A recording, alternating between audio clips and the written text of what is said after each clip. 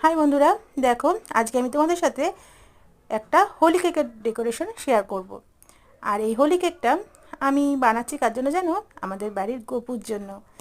আমরা হোম বেকাররা তো যে কোনো অকেশনে বাড়ির বাচ্চাদের সাথে সবাই মিলে আমরা যে কোনো অকেশনে কেক বানিয়ে সেলিব্রেট করে থাকি। তা আজকে ভাবলাম যে গপুই কেন বাকি থাকে, ওর তো জন্মদিন উপলক্ষে জন্মাষ্টমীতে বানানোই হয়, তা আজকে হোলি সেলিব্রেটও করে ফেলি আজকে ওর সাথে। আর যেই না ভাবা অমনি কেকটাকে রেডি করে ফেললাম। আর বন্ধুরা, তোমরা তো দেখতেই পাচ্ছ আমি কেকটা কীভাবে ডেকোরেশন করছি।